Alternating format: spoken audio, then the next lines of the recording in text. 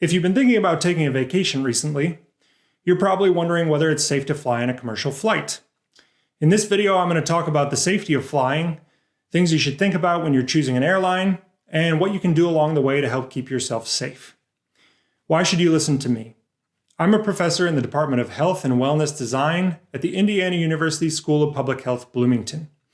I also have a travel-focused website and podcast called The Trip Doctor, and my area of interest is really on the intersection of travel and health.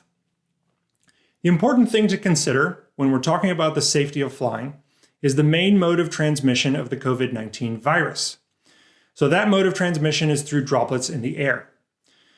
In any activity that you do, you should be considering the risk of putting yourself into close contact with other people for extended periods of time, particularly when there's not very good airflow around you, such as indoors.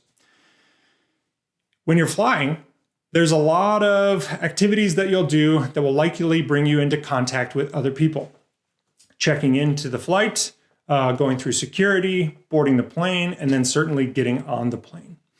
So right now, one of the biggest issues is that there's no federal regulations with the things that airlines have to do to help keep you safe when you fly.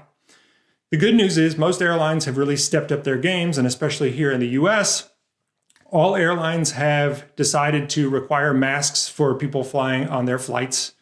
They've changed the way that they sanitize things, so they're doing it more often and doing a more thorough job of doing it.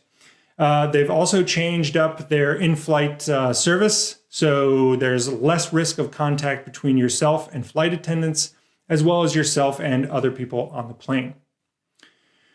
So airflow on planes, while it's actually pretty good considering you're flying through the air at 30,000 feet in a metal tube, is certainly not going to be as good as if you're on your front lawn or you're at a local park.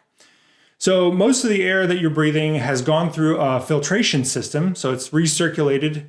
Most of it, and most airlines in the US have HEPA filters on their flights, and that actually does a pretty good job of filtering things out of the air. However, when you're in close proximity to somebody, you don't necessarily get a chance for that air to go through the filtration system before it makes it to you. So you need to think about how close you are to other people on the flight and how that's going to affect the chances that you will inhale some of those virus particles and increase your chance of getting an infection. So some airlines have taken the stance that now they are going to book their flights to full capacity if there is the demand to do so. So United, American, Sun Country, Spirit Airlines have all decided they are going to book their flights to capacity. That means it's possible you will be sitting right next to somebody on a flight. Other airlines, Delta, Southwest, JetBlue, and a few others, have decided that they are not going to book flights to full capacity. So they're either blocking off the middle row on some of their flights or only booking their flights to 2/3 capacity. So even if you are having a middle row blocked off on a plane, that still means that you'll likely be within the 6 feet that the CDC suggests you maintain between yourself and other people to limit your risk of a COVID infection. So that's not to say that blocking off a middle row is automatically going to keep you safe when you're flying. However, I do recommend if you're going to take a flight, pick an airline that's going to do the best job of protecting you from infection. And that probably is going to mean choosing an airline that's blocking off the middle row, or at least not booking their flights all the way to capacity. But the bottom line is flying is going to be a risk.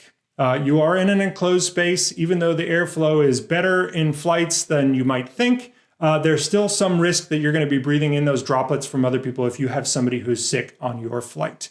So you need to really consider whether it's necessary for you to travel or not, and take that into consideration if you're making the decision to fly.